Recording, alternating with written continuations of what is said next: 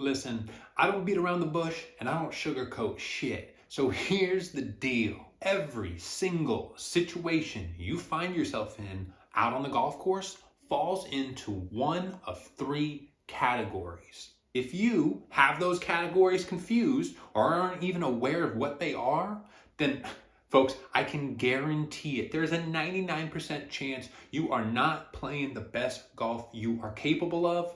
You probably already feel that. I'm just here to confirm it, folks. Let's change that though. Hey there, I'm Mindset Coach Trev. I'm a sports psychology trained mental performance coach, and I've been working with elite performers for the last 10 years plus. If you're a golfer who's looking to get better at the game, enjoy your rounds more, and frankly, finally start to tap into that potential you know you got, then please do yourself a favor. I'd love to have you jump down below right here, right now. Click that subscribe button. Don't skip over it. Smash that like button while you're at it. Nice 1-2 combo there. And that way, I'm going to know to send you all the other tools and tips and tricks I release. And I'll be honest with you folks, here's my goal. I strive to release a new video every day. Golf's a dynamic game, right? Your relationship with it is constantly changing. Therefore, the mindset work, the mental game, there are no days off. Just like the physical training, right? We always need to be aware of where we're at and how things are shaping up. Because of that, my job is to deliver great content every single day so you're always feeling equipped, armed, dangerous out there on the course. Now, I'm ranting and raving here and getting ahead of myself. Let's get back on track. We came here today to bring to light the three categories that every situation on the golf course falls into. Well, let's cut to the chase. Let's not waste time. Let's start breaking these puppies down. The game of golf presents a masterclass in problem solving. Every time you're out there, right, it's always something new. Sometimes it's the weather. Sometimes it's the course conditions. A lot of times it's your own damn game, right? It's your swing. It ain't feeling right. It ain't looking right. And what comes after it sure as heck ain't what you're looking for. And a lot of times, folks, it's your mentality, right? Perhaps one of the biggest variables in this entire damn equation. How do you show up upstairs? That 6-inch space between these two pretty little ears of yours. What is going on up there? This ain't an exclusive game, right? Every aspect of the game of golf presents fertile grounds for problems to arise and for you to get caught up in them. And as we all know, the more frequently and the worse to the higher intensity we do get caught up in these situations and scenarios, well, usually, almost always, our game starts trending off course, right? We start not enjoying our time, disliking the game, swearing up and down, saying we'll never pick a club up again, even though we obviously all know that's a lie. However, the good news here, we can certainly get around this, right? We don't have to have any of those unfortunate and uncomfortable moments really ever again. Now, more than likely, most of this isn't very groundbreaking, right? You felt it, you've experienced, you've lived this out in real life. But here's something that may actually surprise you. Here's something you might not know about this entire situation. 2 researchers at Penn State University actually found out through their research that the majority of what we worry about ain't actually worth worrying about. 2 of the big reasons this is the case is because oftentimes the things we project in our mind that might happen never really actually do happen. And secondly, oftentimes, even whatever story or narrative we cook up here about what we're going to experience, usually when we make our way through it, ain't really even that bad, right? We expected it to be a 10, but it comes in at a smooth 6. It was really nothing worth getting that worked up over. This is good news, and in fact, this might allow you to free yourself up a little bit out on the golf course. Specifically because this means when you get yourself in a bad position, when you're stuck in a tough situation, we usually kick up that story of how troubling and how horrible this is going to be, what this is going to mean for the rest of my round.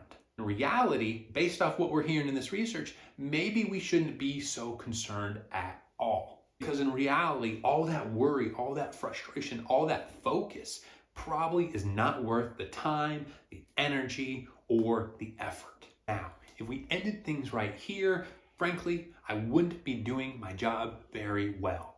We want to go ahead and take this a step further. I don't want you to even have to venture into that land of frustration and aggravation out there on the golf course. No, no, no, my friend. I want you to be armed with a much quicker, a much more accurate way of really deciding, is this situation, is this experience even worth my time and energy? Right? A very simple decision-making matrix that you can start to put into action right away. That's what we're going to look at next. When it comes to this decision-making matrix, there's 3 rings that I focus in on. These 3 rings, if we think about them all together, can act as a lens for us to look through, right? To really understand the situation I'm experiencing, this moment I'm in the midst of. Is it worth my time and energy? Should I put any more of my focus into it? Or frankly, should I ball it up, flush it, and send it away and move on? So then, let's get to business here. Let's break down what these 3 rings actually are and what they mean for you out there on the course. I mentioned there's 3 rings. Well, here's what those rings really look like. Each ring represents a specific question we can ask ourselves out there on the course when we start to feel that frustration, that aggravation, whatever it is, setting in. By asking ourselves these 3 questions, we will know very quickly, is this a problem I need to focus on? Is this a scenario, a hurdle that I really should be worked up over, that I should be worrying about?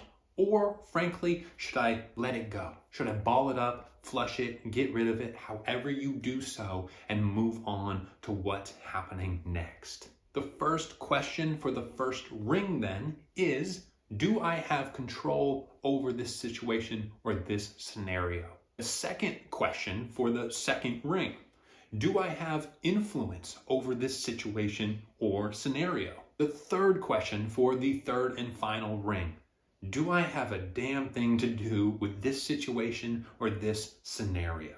Now let's break these down. Ring number 1, do I have control? Straight up, the most important question we can ask ourselves out there in those frustrating and aggravating situations is, do I have control of this moment? Right? 90% of the time, the situations and scenarios we get worked up over, we have no control of. We literally could use all the effort and energy our body possesses, and we would not be able to move the needle 1% on how things are happening. For example, situations, scenarios, hurdles that you can't control might include things like the weather, the course conditions, who you've been paired up to play with today. Things you do have control over, of course, the opposite side of things there are elements like your attitude, right? Your preparation, right? These are elements that you have full control over. Whether you choose to influence them or do anything about them or not, well, that's a whole different discussion for a whole different video. Now, if we want to get a little more into the nitty and gritty, maybe we didn't get our answer with ring number 1, with question number 1 there, then we shift on over to ring number 2. Right? Do I have influence? Sometimes out there on the course, out there in life, you might not have full control over a situation, but maybe you have influence, right? Maybe you have a voice here. You have some input you can throw into the mix. However, just because you have this input or this voice in this situation does not necessarily mean you have full control that you can dictate the result. Again, a lot of times, situations we're getting frustrated about, situations we're getting worked up over, we don't have control. Maybe we have influence. Well, if we have influence and not full control, we need to acknowledge that. And then we need to recalibrate, reorient our expectations for that moment, right? If we know we only have influence, then we must know we only have a little bit of say over what happens. Perhaps then we shouldn't hold ourselves so tightly to some version of perfect that doesn't exist. And lastly, the final ring there, ring number 3, question number 3, do I have a damn thing to do with this situation or scenario at all? Again, these are for those moments that no matter how much I fuss, fight, get worked up, I can't do a dang thing about it. It is what it is and nothing's changing it. In these moments, it would be so much more beneficial for us to acknowledge and accept that right off the bat, right from the get-go, so we don't waste time and energy trying to come to a solution that doesn't exist. In reality, what we need to do is acknowledge, accept, and start working on the solution. If this is my situation, doesn't mean I like it. However, it's the one I got to work with. So why not use my energy, my focus, the skills I've been working on developing for weeks, months, years towards a problem that can actually be solved, not one that my ego just doesn't want to let go of. And the main issue is here, this isn't just something I'm making up.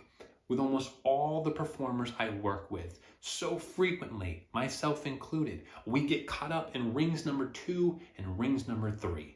Right? Situations that we just maybe have a little influence over and situations that frankly we can't do a dang thing about. We get so frustrated over, it completely throws us off our game and leaves us frankly not very happy, right? Not enjoying the day. And ultimately, that's the goal 99% of the time, right? We want to love the game we play. We want to enjoy the game we play.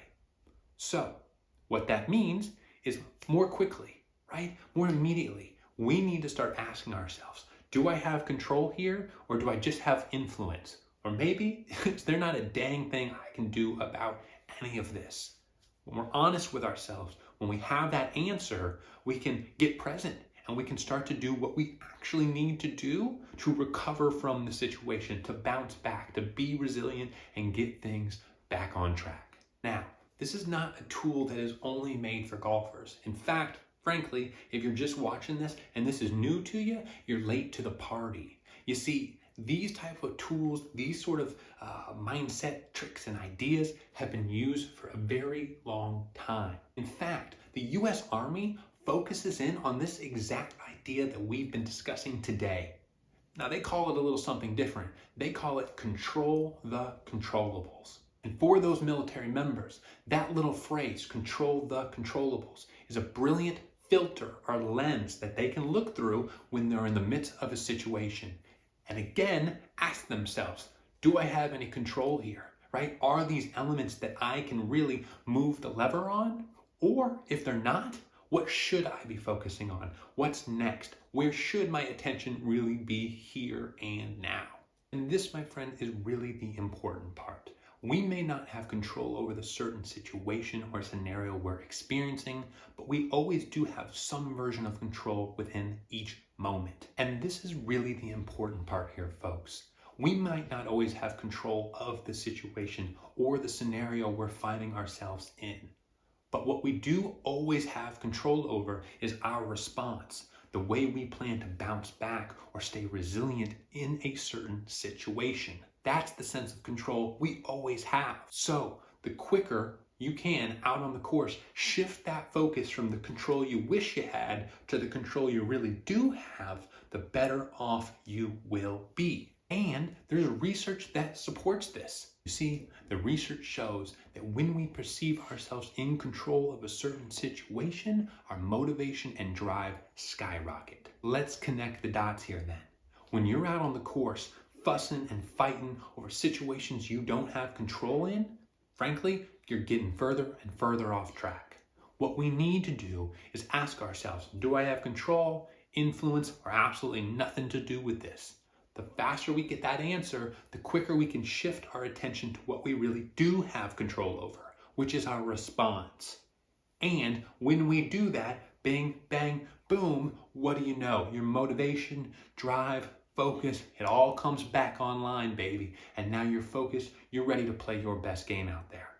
This isn't magic, right? This isn't some woo-woo thing we're just pulling out of our you-know-what, right? This is real. There is proof, right? We see it at the highest levels of performance. So the question becomes, why not do this for yourself? Why not allow yourself to play better, enjoy the game more, and finally start to tap into that potential you know you got, my friend? Let's recap here for a moment. In golf, there's a million different situations and scenarios you can find yourself in.